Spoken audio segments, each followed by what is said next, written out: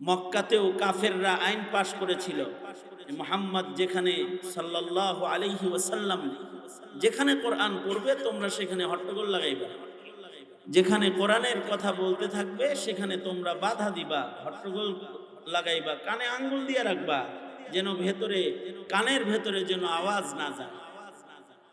এটা এখনো আছে। 90% মুসলমানের দেশ এটা। এই দেশে গানের আওয়াজ এটায় বাধা নাই, সমস্যা নাই, কিন্তু কোরআনের আওয়াজে অনেক বাধা আছে, অনেক সমস্যা আছে। কারণ ওরাও জানে যে কোরআন শুনলে মুমিনের ঈমান বেড়ে যাবে, কোরআন শুনলে কাফিরের হৃদয়ের কুফরি ঝরে পড়ে। আমি যে আয়াতটা আপনাদের সামনে তেলাওয়াত করেছি, এই আয়াতটা সূরা নাহলের 90 নম্বর আয়াত। এটা নবীজির মিশন আয়াত। আর এই আয়াত, এটার তিলাওয়াত শুনে শত শত কাফের কালেমা পড়ে মুসলমান হয়েছে। এই আয়াত যেদিন নাজিল হইল ওই দিনও নবীজির সামনে একজন সাহাবী বসা, যিনি তখনও কালেমা পড়ে নাই, হালাতে কুফরে আছে, নবীর সামনে বসে রয়েছে। আল্লাহর রাসূল সাল্লাল্লাহু আলাইহি ওয়াসাল্লামের দেহ ঘামতে শুরু হয়ে গেছে, বোঝা যাইতেছে যে ওহী নাজিল হইতেছে। হাবিবে কিবরিয়া মুহাম্মাদুর রাসূলুল্লাহ সাল্লাল্লাহু আলাইহি ওয়াসাল্লামের কিছু সময় পরে স্বাভাবিক অবস্থায় এসেছে। সামনে যিনি বসা তিনি আল্লাহর রাসূলকে বলতেছেন, নবীজিকে বলতেছেন, নবীজি আপনার দেহর হালাত দেখা মনে হইতেছে যে আপনার কাছে এখন কোন ওহী আসছে। সরকার বলেন, হ্যাঁ এইমাত্র একটা আয়াত এসেছে। সে বলে, কি আয়াত এসেছে আমাকে একটু শোনান। আল্লাহর রাসূল সাল্লাল্লাহু আলাইহি ওয়াসাল্লাম তাকে তার আবেদনে নাজিলকৃত আয়াতটা তিলাওয়াত করে শোনায়া দিলেন।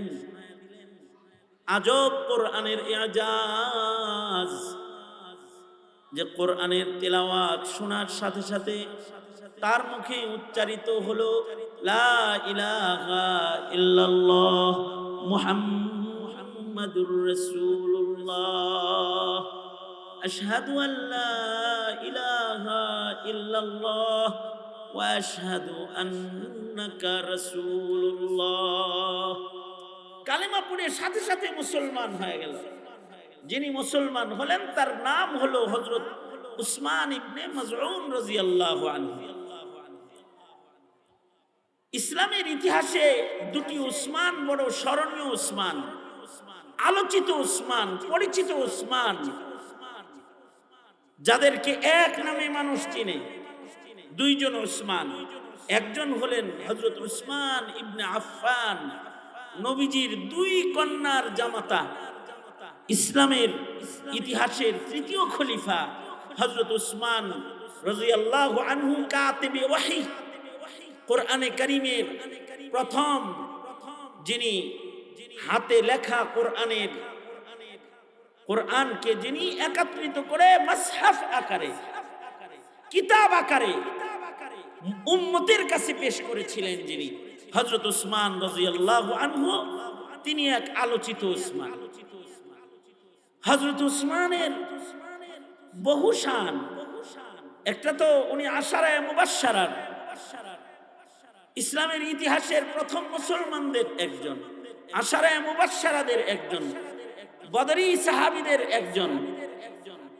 আরো কত বরকত যে ওনার আছে। উনি কোরআনে কারীমের প্রথম লেখক, যার হাতে কোরআন মাজিদের মাসহাফ প্রস্তুত হয়েছে। উনি ইসলামের ইতিহাসের তৃতীয় খলিফা, নবীজির দুই কন্যার জামাতা। আরবে এমন কোন মানুষ নাই যে হযরত উসমানের ইহসান ভোগ করে নাই, হোক না সে কাফের, হোক না সে ভিন্ন ধর্মের, হযরত উসমানের ইহসান তারা ভোগ করেছে। আর হযরত উসমানের সাদাকার হাতটা এত লম্বা ছিল যে এক উসমানের সাদাকায় কখনো কখনো মদিনার দুর্ভিক্ষ শেষ হয়ে যেত। দুর্ভিক্ষ আসছে আর হযরত উসমান একটা সাদাকা করছে, দুর্ভিক্ষ শেষ হয়ে গেছে, গোটা মদিনার দুর্ভিক্ষ নাই, এক দানে দুর্ভিক্ষ খতম। এত লম্বা দানের হাত। পাশাপাশি এই উসমান নবীজির জান্নাতি বন্ধু। আল্লাহর রাসূল আরো বলেন যে উসমানের তাহারাত আর পবিত্রতার শান এত আলী যে পবিত্র ফিরিস্তারাও উসমানকে দেখে লজ্জা করে, শরম করে দাঁড়ায় যায়। ইন্নাল মালাইকাতা লাতাস্তাহি মিনহু। আর তার তাহারাত এত শানদার যে হযরত উসমান বলেন মা জানাইতু ফিল জাহিলিয়াতি ওয়ালা ফিল ইসলাম। উনি ইসলামে তো জিনা ব্যভিচার করেন নাই, যখন হালতে কুফরে ছিলেন তখনও তিনি জিনা করেন নাই, মদ পান করেন নাই, জুলুম করেন নাই, এক পবিত্র জিন্দেগি ওনার। আল্লাহর রাসূল সাল্লাল্লাহু আলাইহি ওয়াসাল্লাম উসমান সম্পর্কে বলেন যে উসমান হলো আমার জান্নাতি রফিক, জান্নাতি বন্ধু উসমান। রফিকি ফিল জান্নাহ। আল্লাহর রাসূল বলেন উসমান আমার জান্নাতের দোস্ত বন্ধু। আজব উসমান। আরেকটা উসমান হলো আমার তিলাওয়াতকৃত আয়াত এটা নাজিল হওয়ার পরে এটা শুনে যে উসমান কালেমা পড়ে মুসলমান হয়েছেন, হযরত উসমান ইবনে মাযউন রাদিয়াল্লাহু আনহু। উনিও আলোচিত উসমান, কারণ ওনার দ্বারা পৃথিবীর সবচেয়ে দামি কবরস্থান উদ্বোধন হয়েছে। আউয়ালু মান মাতা বাদাল হিজরা ওয়া দুফিনা ফিল বাকিয়া। হিজরতের পরে সর্বপ্রথম যিনি ইন্তেকাল করেছেন, হিজরতের পরে সর্বপ্রথম ইন্তেকাল করেছেন যিনি, তার নাম উসমান ইবনে মাযউন। আর ওনার দ্বারা জান্নাতুল বাকি গুরুস্থানটাকে উদ্বোধন করা হয়েছে। অর্থাৎ জান্নাতুল বাকি গুরুস্থানের প্রথম মাইয়িত হলেন হযরত উসমান। পৃথিবীর সবচেয়ে দামি কবরস্থানের পয়লা মাইয়িত তিনি। সবচেয়ে দামি গুরুস্থানের প্রথম মাইয়িত উনি। আল্লাহর নবীর হাতে প্রথম দাফন হয়েছে। নবীজি নিজের হাতে যাকে প্রথম কবরস্থ করেছেন হযরত উসমান ইবনে মাযউন, তিনি জান্নাতুল বাকি গুরুস্থানের পয়লা মাইয়িত। ভালো গুরুস্থানে যদি কারোর দাফন হয় এটাও একটা নসিব, এটাও একটা কপাল। এখানে টাঙ্গাইল শহরের অনেকে আছে মরার আগে ওসিয়ত করে যে টাঙ্গাইল ওই গুরুস্থান মাদ্রাসার সাথে যে কবরস্থান ওখানে আমারে দাফন করে। ভালো গুরুস্থানে দাফন করার জন্য ওসিয়ত হয়। ভালো গুরুস্থানে থাকতে পারা, শুইতে পারা, কবরটা ভালো জায়গায় বানাইতে পারা, ভালো জায়গায় হয়, এটাও নসিব লাগে। যাদের নসিব ভালো হয় তাদের মরণ মদিনায় হয়, যাদের মরণ মদিনায় হয় তাদের কবর জান্নাতুল বাকিতে হয়ে যায়।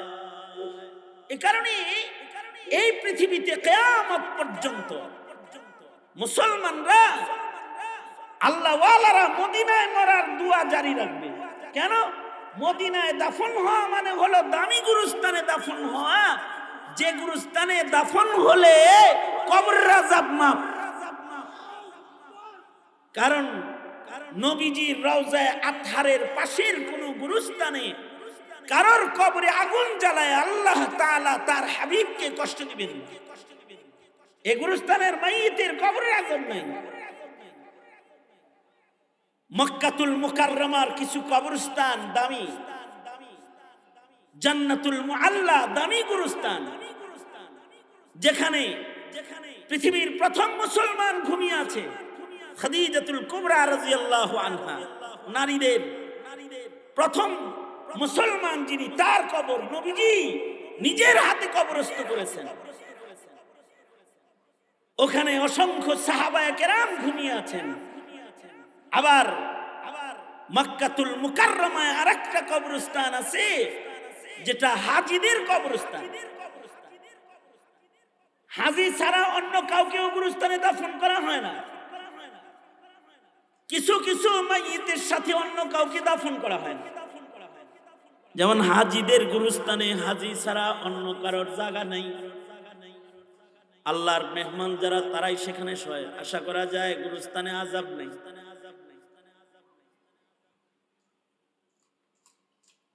আর একটা কবরস্থান হলো শহীদদের কবরস্থান, চিহ্নিত শুহাদাদের কবর, যেখানে সেখানে অন্যদেরকে দাফন করা হয় না। যেমন শুহাদায়ে উহুদের কবর যেখানে, এখানে আর কারোর কবর নাই।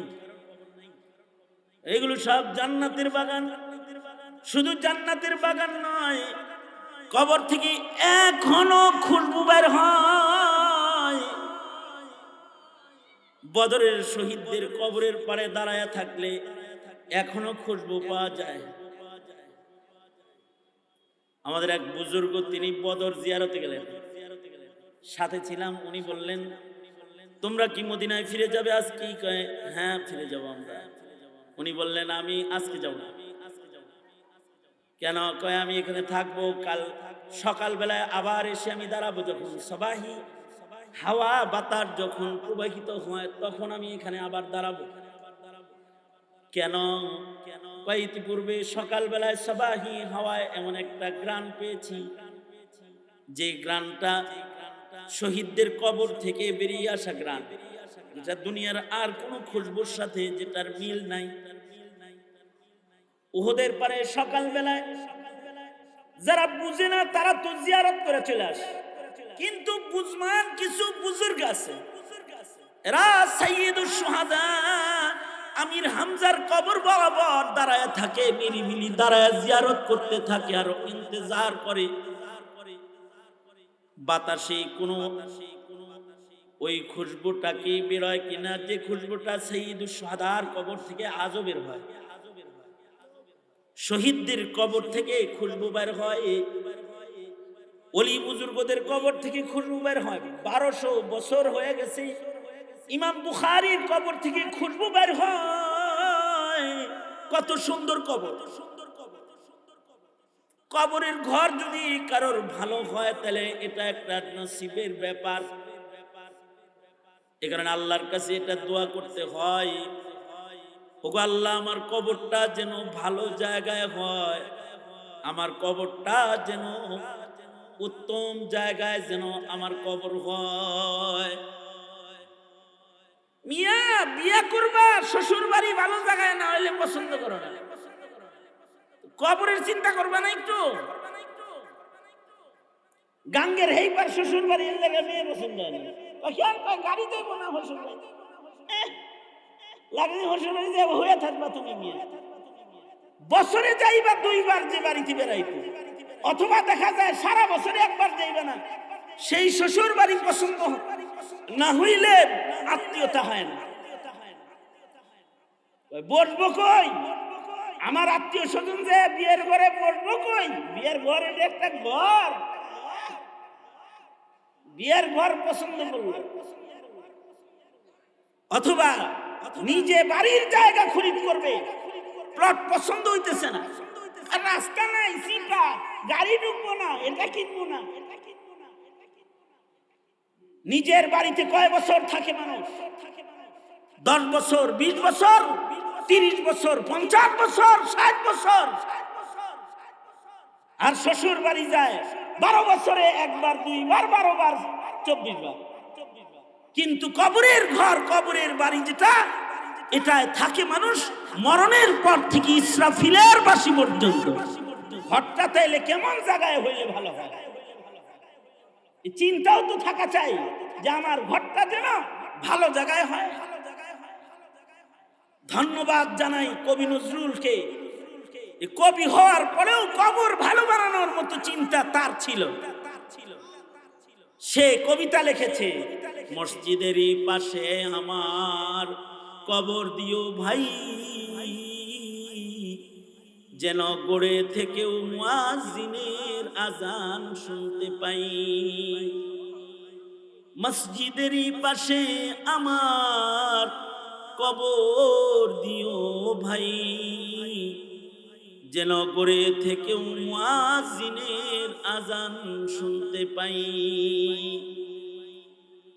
নিজের শেষ ঠিকানাটা ভালো করার চিন্তা করা, কবরটা যেন ভালো জায়গায় হয় ফিকির করা, নসিবের কারবার, ভালো কবর হওয়া নসিবের ব্যাপার। উসমান ইবনে মাসউদ এমন একজন সাহাবী যার নসিব ভালো, যে দুনিয়ার সবচেয়ে দামি কবরস্থান যেটা, এটার পয়লা মাইয়িত তিনি। আউয়ালু মান মাতা বাদাল হিজরা ওয়া দুফিনা ফিল বাকিয়া। তিনি আয়াত শুনে কালিমা পড়ে মুসলমান হয়ে গেছেন। কোরআনের অলৌকিকত্ব এ কারণেই, এই আয়াত শুনে আরো কাফেররাও মুসলমান হয়েছে। আকসাম সাইফি সদল বলে কালেমা পড়ে মুসলমান হয়ে গেছে কোরআনের একটি আয়াতের তিলাওয়াত শ্রবণ করার সাথে সাথে মুসলমান হয়ে গেছে। এ কারণে জুমার নামাজের খুতবায় এই আয়াত বারবার তিলাওয়াত করা হয়, প্রতি মসজিদে তিলাওয়াত করা হয়, সপ্তাহে 4 বার, সারা বছর প্রতি সপ্তাহে, মাসে 4 বার, প্রতি সপ্তাহে এই আয়াত পড়ে মানুষদেরকে শোনানো হয়। কারণ কোরআনের অলৌকিকত্ব যদি প্রকাশ পায়, তাহলে মসজিদে বসা অবস্থায় কোরআনের আয়াত শুনলেও হয়তোবা তার ঈমান বেড়ে যাবে। পড়ে পড়ে শোনানো হয়। কোরআনে কারীমের এই মুবারক আয়াতে যে সকল নির্দেশগুলো আছে, 3টি নির্দেশ, 3টি নিষেধ আছে। সবগুলোর উপরে কথা বলা সম্ভব নয়, তবে প্রথম নির্দেশ যেটা, এর উপরে কিঞ্চিত কিছু কথা আমি আপনাদের সামনে খুব অল্প সময়ে পেশ করে আপনাদেরকে দুয়ার দিকে নিয়ে যাওয়ার ইরাদা। আল্লাহ পাকের নির্দেশ হলো, আল্লাহ বলেন যে আমার নির্দেশ তোমরা ইনসাফ কায়েমকারী হও, ইনসাফওয়ালা হও, আদল কায়েমকারী হও। কারণ জুলুম এটা জঘন্য জিনিস, জুলম যেটা জঘন্য জিনিস, জুলম, শিরককে জুলুম বলা হয়। ইন্না শিরকা লা যুলমুন আযীম, জুলুমের সবচেয়ে বড় জুলুম হলো শিরক। তার মানে বাকি জুলুম যা আছে সব শিরকের খালাতো ভাই, মামাতো ভাই, জ্যাঠাতো ভাই। দুনিয়ার যত জুলম আছে এগুলো সব জঘন্য। এ কারণে এক জাররা সরিষার দানা পরিমাণ জুলুম, আল্লাহর রাসূল বলেছেন সরিষার দানা পরিমাণ জুলুমও কখনো করবে না। কারণ হলো সরকার বলেন আয-যুলমু যুলুমাতুন ইয়াউমাল কিয়ামাহ, জুলুম কিন্তু ময়দানে মাহশারে অন্ধকার হয়ে সামনে চলে আসবে। মানব জীবনের যত জুলুম আছে এগুলো অন্ধকার কালো পর্দা হয়ে হাসরের সামনে আসবে। জুলুমকারীর জুলুম সামনে আধার হয়ে আসলে সে পুলসিরাত পার হইতে পারবে না, জান্নাতে পৌঁছা তার জন্য সম্ভব হবে না। এ কারণে হাবিবে কিবরিয়া, আমার নবী, আপনার নবী, বিশ্ব নবী মুহাম্মদুর রাসূলুল্লাহ সাল্লাল্লাহু আলাইহি ওয়াসাল্লাম, নবী আলাইহিস সালাতু ওয়াস সালামের টোটাল জিন্দেগিতে সরিষার দানার জুলুমও নাই, দোলনা থেকে কবর পর্যন্ত জুলুম নাই। শৈশবের নবীও কখনো জুলুম করে নাই। আল্লাহর নবীর দুধমা হালিমাতুস সাদিয়া